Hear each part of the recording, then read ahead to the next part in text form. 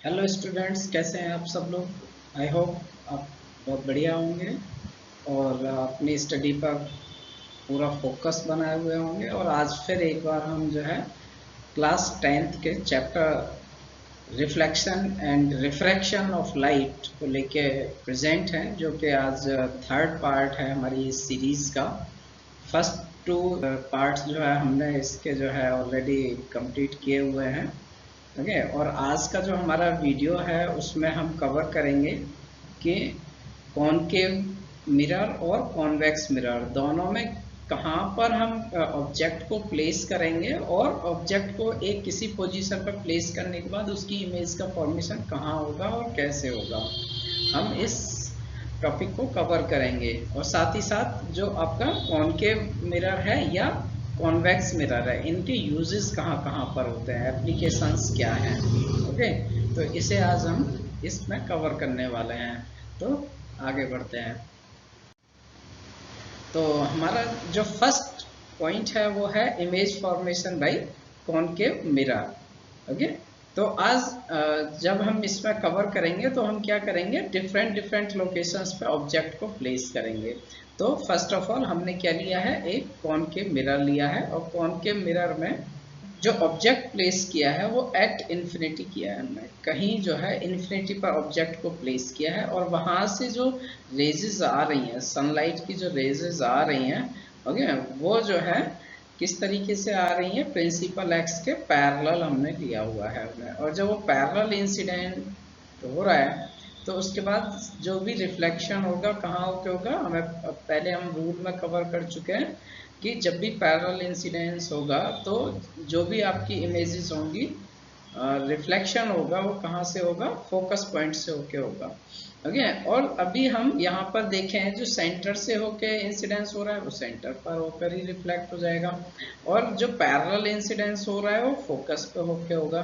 तो overall meaning ये है कि यदि इन्फिनिटी पर ऑब्जेक्ट को प्लेस किया जाएगा तो उसका इमेज जो है कहाँ पर फॉर्म होगा, फोकस पॉइंट पर होगा।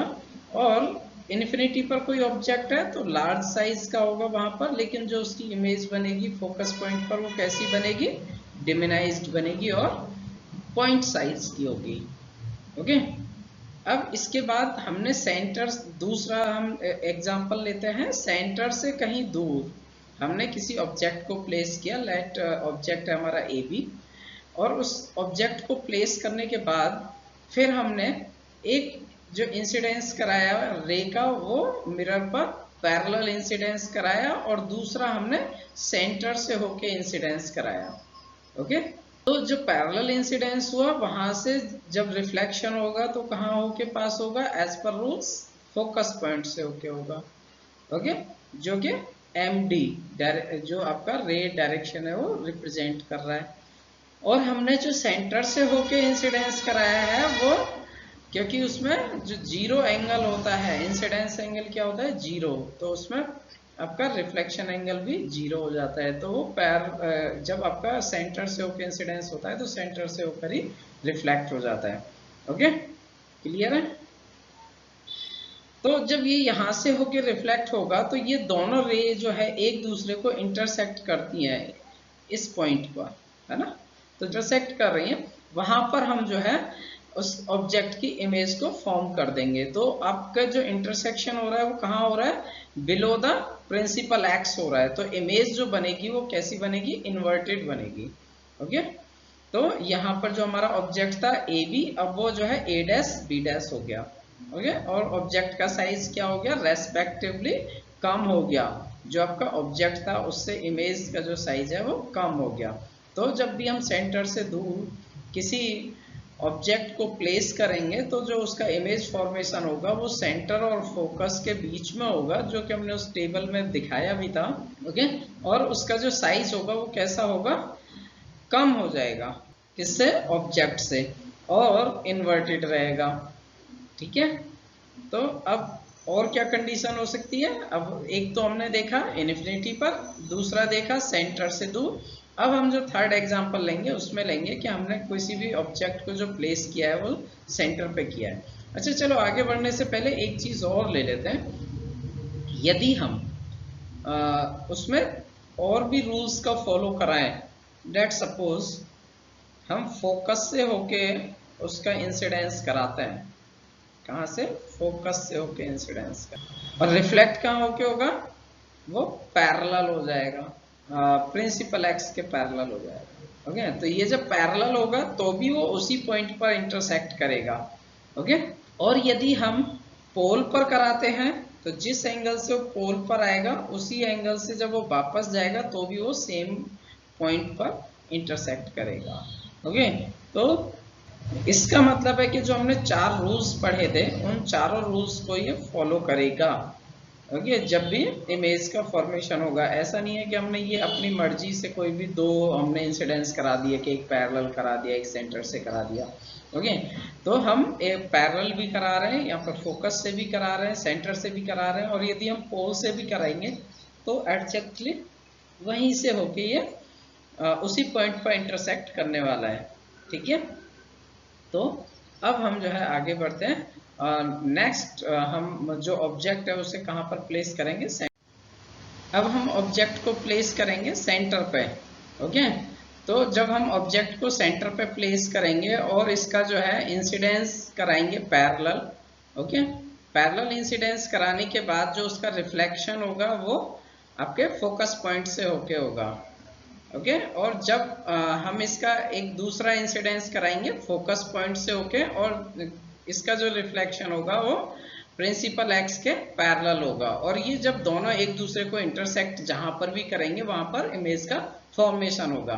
और जब हम इसे करके देखते हैं तो पता चलता है कि जो इंटरसेक्शन हो रहा है वो जस्ट बिलो द सेंटर हो रहा है। ओके, तो जो आपका ये थर्ड कंडीशन है कि यदि हम सेंटर पे ऑब्जेक्ट को प्लेस करते हैं तो उसका इमेज सेम साइज का बनता है, इन्वर्टेड इमेज बनता है। ओके, और सेंटर पे इमेज बनता है। ठीक है, तो ये आपका जो है कंडीशन रहता है यदि हम किसी ऑब्जेक्ट को सेंटर के ऊपर प्लेस करते हैं तो। ओके, अब नेक्स्ट जो हमारा हम ऑब्जेक्ट को प्लेस करेंगे सेंटर और फोकस के बीच में। जब सेंटर और फोकस के बीच में प्लेस करते हैं तब हम वहां से एक हमने पैरेलल इंसिडेंस कराया, उसका जो रिफ्लेक्शन है वो फोकस पॉइंट से होके हो गया, और एक हमने सेंटर से इंसिडेंस कराया रे का और वो सेंटर से ही रिफ्लेक्शन हो गया, और ये जहां पे दोनों रेज इंटरसेक्ट करती हैं। अब हम ऐसा नहीं है कि सिर्फ यही कराना है, या हम चाहें तो अन्य कंडीशंस को ही फॉलो करा सकते हैं। ठीक है, हम वहां से फोकस से होके भी इंसिडेंस करा सकते हैं, पैरेलल एक रिफ्लेक्शन हो जाएगा, और हम पोल पे ले लेते हैं, पोल से फिर हम सेम एंगल पे वापस जा सकते हैं, तो हमें पता चलेगा कि सभी एक ही पॉइंट पर इंटरसेक्ट करते हैं। ओके, तो किन्हीं दो हम तो इंटरसेक्शन से मीनिंग है, तो हमने दो रेजेस, दो हमने इंसिडेंस कराए, उनके रिफ्लेक्शन हो गए, वो जहां पे इंटरसेक्ट करते हैं ऑब्जेक्ट बन जाता है। तो जब हम सेंटर और फोकस के बीच में किसी ऑब्जेक्ट को प्लेस करते हैं तो उसका जो साइज होता है ना, उसकी जो इमेज फॉर्म होगी वो उसके ऑब्जेक्ट के साइज से बड़ी इमेज बनेगी, क्योंकि वो नीचे इंटरसेक्शन हो रहा है, तो आपकी जो इमेज है वो रियल इमेज बन रही है, क्योंकि रियल इंटरसेक्ट कर रहे हैं, रियली में कर रहे हैं वहां पर। ओके, तो रियल इमेज बनती है, और आपकी इन्वर्टेड इमेज बनती है, और बड़ी इमेज बनती है जब हम सेंटर और फोकस के बीच में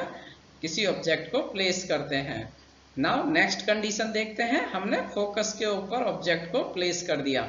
जब हम फोकस के ऊपर ऑब्जेक्ट को प्लेस करते हैं तो इस केस में क्या होता है कि हमने पैरेलल इंसिडेंस कराया, फोकस से होकर रिफ्लेक्शन हो गया, एक सेंटर से इंसिडेंस कराया, सेंटर से होकर रिफ्लेक्शन हो गया, और इसके बाद ये दोनों जो रिफ्लेक्टेड रेज हैं वो कभी एक दूसरे को इंटरसेक्ट नहीं करती हैं, वो पैरेलल मूव करती रहती हैं। और जब वो पैरेलल मूव करती हैं तो इट मीन्स क्या हुआ कि उनकी इमेज कहीं इन्फिनिटी पर जाके फॉर्म होगी और लार्ज साइज की होगी, लार्ज अल्ट्रा लार्ज इमेज होगी। ओके, तो जब भी हम फोकस पर करते हैं तो उसकी फोकस पर ऑब्जेक्ट को प्लेस करेंगे तो इन्फिनिटी पर इमेज बनेगी in the case of concave mirror. Okay, अब नेक्स्ट कंडीशन हम देख लेते हैं, पोल और फोकस के बीच में हमने ऑब्जेक्ट को प्लेस कर दिया। जब हम इसको पोल और फोकस के बीच में करते हैं तो फिर हमने क्या किया, यहाँ पे लॉ ऑफ रिफ्लेक्शन वाला रूल यहाँ पे फॉलो करा दिया हमने। उस पर पोल पर इंसिडेंस कराया, जिस एंगल पर इंसिडेंस हुआ उसी एंगल पर रिफ्लेक्शन हो गया, और एक सेंटर से इंसिडेंस कराया और सेंटर से ही रिफ्लेक्शन हो गया। जैसा हम फिगर में देख पा रहे हैं, ये और जो रिफ्लेक्टेड रेज है वो और ज्यादा वाइड होती जा रही है, तो ये कभी आपस में मीट तो रियली कर ही नहीं सकती। ओके, अब फिर क्या होगा कि बिहाइंड द मिरर ये ऐसा फील होगा कि ये आगे बढ़ाने पर एक दूसरे को मीट कर रही हैं, है ना। वो ऐसा अपियर होता है कि वो आगे जाके बिहाइंड द मिरर, है ना, वो जो है एक दूसरे से इंटरसेक्ट कर रही हैं, और जहां पर वो ऐसा अपियर होता है कि वो इंटरसेक्ट कर रही है, वहीं पर एक इमेज फॉर्म हो जाती है जो कि ऑब्जेक्ट के साइज से बड़ी होती है। और जो वर्चुअल, क्योंकि यहाँ पे वर्चुअल इमेज बन रही है, वर्चुअल इमेज ऑलवेज आपके प्रिंसिपल एक्स के ऊपर ही बनती हैं, और वो सभी कैसी होती हैं, इरेक्ट नेचर की होती हैं, सीधी होती हैं, सीधी इमेज बनेगी। जैसा ऑब्जेक्ट आपने रखा होगा वैसा ही इमेज फॉर्म होगा। बस ये है कि वो बड़ा इमेज फॉर्म होगा in that condition. Okay, behind the mirror होगा और वर्चुअल होगा। तो ये कंडीशंस पर्टिकुलरली इन पॉइंट्स के लिए होती हैं। ओके, तो अब हम जो है सीखते हैं कॉन्वेक्स के बारे में। तो हमारा नेक्स्ट पॉइंट है image formation by convex mirror. तो जो पॉसिबिलिटीज थी कॉनकेव के लिए वो हमने सारी कवर कर ली हैं, और अब हम कॉन्वेक्स मिरर के लिए देखेंगे। तो जब कॉन्वेक्स मिरर में इन्फिनिटी पर ऑब्जेक्ट को प्लेस कराया जाएगा, दिस फिगर, यहाँ केवल दो ही कंडीशंस हो सकती हैं, है ना। तो हमने इन्फिनिटी पर ऑब्जेक्ट को प्लेस कराया, तो इन दैट केस क्या होगा, जो आपके इंसिडेंस हो रहे हैं वो सभी ऐसे फील होगा जैसे फोकस से होके रिफ्लेक्शन हो रहा है, लेकिन रिफ्लेक्शन उसके जस्ट अपोजिट डायरेक्शन में हो जाएगा। तो ये जो रिफ्लेक्शन वाली रे है वो और ज्यादा स्कैटर होती जाएंगी, तो वो कभी एक दूसरे को इंटरसेक्ट नहीं करने वाली।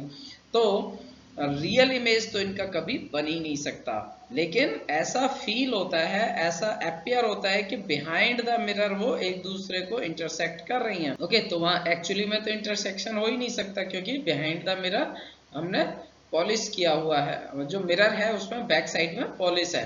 तो वहां पर जब वो फील होता है तो इट मीन्स क्या है, वहां पर जो इमेज का फॉर्मेशन हो रहा है वो किस तरीके की इमेज का फॉर्मेशन हो रहा है, वो इमेज होगी वर्चुअल इमेज। ओके, और यहाँ पर भी पॉइंट साइज की इमेज बनेगी, डिमिनाइज्ड बनेगी, छोटी साइज की। ओके, तो बिहाइंड द मिरर इमेज बनेगा, फोकस पॉइंट पर बनेगा, हाईली डिमिनाइज्ड होगा और पॉइंटेड साइज का होगा। ओके, और जो इमेज होगी वो कैसी होगी, वर्चुअल होगी, क्योंकि बिहाइंड द मिरर बन रहा है तो रियली में तो वहां पर इंटरसेक्शन हो ही नहीं रहा। ओके, और साथ में इरेक्ट बनेगी, कैसी बनेगी, सीधी इमेज बनेगी। जितनी भी वर्चुअल इमेज होती है वो सारी इरेक्ट होती हैं। कंडीशंस देख लेते हैं कि जो भी आपका मिरर है, कॉन्वेक्स मिरर, उसके आपने सामने जो है, मिरर के सामने कोई ऑब्जेक्ट प्लेस किया हुआ है, ये इन्फिनिटी पे नहीं है, नियर बाई है। तो यहाँ पर क्योंकि फोकस पॉइंट, सेंटर, ये सब तो बिहाइंड द मिरर होते हैं, तो हमने कहीं पर भी उसे प्लेस कर देते हैं। इंसिडेंस कराया, वो कहाँ पे कराया, पैरेलल कराया टू द प्रिंसिपल एक्स के। तो जब हमने उसके पैरेलल इंसिडेंस कराया तो वो ऐसा फील होगा जैसे फोकस से होकर रिफ्लेक्शन हो रहा है, लेकिन वो बिहाइंड, वो जस्ट उसके अपोजिट डायरेक्शन में रिफ्लेक्शन हो जाएगा। एक दूसरा हमने कंडीशन लिया कि इंसिडेंस है वो सेंटर से होके कराया, तो क्योंकि मिरर के पीछे तो रे जा ही नहीं सकती, तो मिरर से ही वापस हो जाती है इन द सेम डायरेक्शन, लेकिन फील ऐसे ही होता है कि सेंटर से होके इंसिडेंस रे पास हो रहा है। ओके, तो ये जो आपका फोकस पॉइंट के लिए जो रिफ्लेक्शन फील होता है और एक सेंटर के लिए जो रिफ्लेक्शन फील होता है, वो दोनों एक दूसरे को इंटरसेक्ट करते हैं। जिस पॉइंट पर इंटरसेक्ट करते हैं वहीं पर उसकी इमेज बिल्ड हो जाती है, और जो इमेज होती है वो कैसी होती है, वर्चुअल होती है, इरेक्ट होती है, और जो आपका ऑब्जेक्ट है उसका जो साइज है उससे छोटे साइज की होती है, डिमिनाइज्ड साइज की होती है। ओके, तो दीज टू कंडीशंस ऑब्जर्व की जाती हैं कॉन्वेक्स के केस में। ओके, तो अब ये कैसे कैसे हम पोजीशनिंग करेंगे ऑब्जेक्ट की और उसके इमेजेस कहाँ पर बनेंगी, ये हमने अभी तक सीखा। अब हम सीखेंगे कि इनके यूजेस क्या हैं। ओके, तो पहले हम ले लेते हैं कॉनकेव मिरर को। तो जो कॉनकेव मिरर है इसके कई सारे यूजेस हैं। कौन कौन से यूजेस हैं वो हम देखते हैं। कि कॉनकेव मिरर जो है टॉर्चेस में यूज किया जाता है। क्यों यूज किया जाता है? क्योंकि ये जो रे है उनको फोकस कर देता है। ओके, इसकी नेचर कैसी होती है? कन्वर्जिंग नेचर होती है। ये जो है रेज को कन्वर्ज करता है। सर्च लाइट्स में यूज किया जाता है। एंड व्हीकल हेडलाइट्स, जो व्हीकल की हेडलाइट्स है उसमें यूज किया जाता है। ओके, ताकि उसे फोकस किया जा सके, to get powerful parallel beam of light. Okay, और इसका जो उपयोग है वो जो सेविंग मिरर्स होते हैं, जो बार्बर के यहाँ पर यूज किया जाता है मिरर, उसमें भी यूज किया जाता है, ताकि जो फेस है उसकी इमेज को थोड़ा सा बड़ा किया जा सके और वो क्लियर दिखाई दे। डेंटिस्ट भी जो है कॉनकेव मिरर्स का यूज करते हैं। जब वो मिरर यूज करते हैं तो लार्ज इमेज फॉर्म हो जाती है, उससे बड़े साइज की, क्योंकि वो जब हम टीथ को देखते हैं तो वो नजदीक रहता है, फोकस और पोल के बीच में ऑब्जेक्ट रहता है, और उसकी जो इमेज फॉर्म होती है वो लार्ज इमेज फॉर्म होती है ना। तो उससे जो है हेल्प रहती है। जो डॉक्टर्स होते हैं वो इसका यूज करते हैं, ताकि जो इमेज है उसके अंदर जो भी प्रॉब्लम है टीथ की, उसे वो ठीक से देख सके। ओके, तो नेक्स्ट जो इसका पर्पस है वो है कि क्योंकि ये कन्वर्जिंग नेचर होता है, सारी लाइट को जो है एक जगह फोकस कर देता है, तो इसका उपयोग जो है हम सनलाइट की जो रेजेस आ रही हैं उन्हें इकट्ठा करके सोलर फर्नेस में भी कर सकते हैं, हीट प्रोड्यूस करने के लिए। तो large concave mirrors are used to concentrate sunlight to produce heat in solar furnace. तो सोलर फर्नेस में सनलाइट को एक जगह इकट्ठा करके और हीट प्रोड्यूस करने के लिए भी इसका उपयोग किया जाता है। ओके, कॉन्वेक्स का हम कहाँ यूज करते हैं? तो आपने देखा होगा कि जो फोर व्हीलर्स होती हैं उसमें दो मिरर्स होते हैं, एक तो गाड़ी के अंदर होता है ड्राइवर के पास में, और एक बाहर होता है साइड में देखने के लिए। तो जो गाड़ी के अंदर होता है ड्राइवर के पास में, वो प्लेन मिरर होता है, वो एग्जैक्ट कितना डिस्टेंस पे है वो उस चीज को दिखाता है। ओके, क्योंकि सेम डिस्टेंस उस प्लेन मिरर में दिखाई देती है। व्यू से मतलब इमेज बड़ी नहीं होगी, इमेज तो छोटी हो जाएगी उसकी ऑब्जेक्ट की, लेकिन एक बड़े एरिया को हम पीछे के को कवर कर सकते हैं। किसके द्वारा? कॉन्वेक्स मिरर के द्वारा। तो हम कॉन्वेक्स मिरर का उपयोग जो है पीछे के व्यू को, रियर व्यू को जो है अधिक ब्रॉडली देखने के लिए करते हैं। ठीक है, convex mirror are commonly used as rear view mirror in vehicle. These mirrors are fitted on the side of the vehicle, side में फिट किया जाता है, enabling the driver to see traffic behind him or her, facilitate safe driving। तो वो पीछे के एक wide view को देख पाता है, जिसके कारण वो सेफली ड्राइव कर सकता है। Convex mirror are preferred because they are always give and erect through diminished image. Also, they have a wider field of view as they are curved outward. Thus, convex mirror are enable the driver to view much larger area than would be possible with a plane mirror. Plane mirror से जितना possible है उससे ज़्यादा area को देख सकता है driver, और साथ ही साथ कॉन्वेक्स में जो इमेज फॉर्मेशन की कंडीशन है वो एक ही है, पोल और फोकस के बीच में ही ऑलवेज बनेगा। साइज जरूर छोटा रहता है, लेकिन एक लार्ज व्यू को ड्राइवर देख सकता है, और साइज की ठीक पोजीशनिंग को चेक करने के लिए जो है गाड़ी में बीच में भी एक ड्राइवर के पास में मिरर दिया गया होता है, वो उससे भी जो है जज कर लेता है। नेक्स्ट वीडियो में जब चलेंगे तो हम लोग आपका साइन कन्वेंशन को समझेंगे कि यदि ऑब्जेक्ट को जहां पर प्लेस किया गया है तो उसका वो पॉजिटिव साइन हम यूज करेंगे, नेगेटिव करेंगे, जो इमेजेस बन रही हैं उनको पॉजिटिवली कंसीडर करेंगे या नेगेटिवली कंसीडर करेंगे, या ऑब्जेक्ट की हाइट को हम पॉजिटिव लेंगे और जो इमेजेस बन रही है उनको पॉजिटिव लेंगे, नेगेटिव लेंगे, किस पोजीशन पर पॉजिटिव होगा, किस पर नेगेटिव होगा, इसे कवर करने वाले हैं। साथ ही साथ जो पोल से आपके ऑब्जेक्ट की डिस्टेंस होती है या पोल से जो आपके इमेज की डिस्टेंस होती है, या पोल से फोकल लेंथ जो होती है, इनके बीच में भी एक रिलेशन होता है। तो उस रिलेशन को भी हम जो है स्टेबलाइज करेंगे। रिलेशन होता है 1/f = 1/u + 1/v। ओके, अब ये f क्या है? फोकल लेंथ है। u क्या है? ऑब्जेक्ट की डिस्टेंस है पोल से। v क्या है? इमेज की डिस्टेंस है पोल से। तो अब इनके बीच में ये जो रिलेशन है कैसे बिल्डअप हुआ, ये सब हम जो है सीखने वाले हैं नेक्स्ट वीडियो में। तो आप जो है इस वीडियो को ठीक से समझिए, प्रैक्टिस करिए इमेज फॉर्मेशन का, और फिर अब मिलते हैं नेक्स्ट वीडियो के साथ में। ओके, तो finally thank you for watching this video guys. यदि आपको कंटेंट अच्छा लग रहा है तो लाइक करिए, शेयर भी कर दीजिए, और यदि आपको कुछ जानकारी लेनी है तो आप उसमें कमेंट भी करिए। और अभी तक चैनल को सब्सक्राइब नहीं किया है तो आप चैनल को जरूर सब्सक्राइब कर लीजिए, आपको ऐसी ही पावरफुल और नॉलेजेबल वीडियोस मिलती रहेंगी।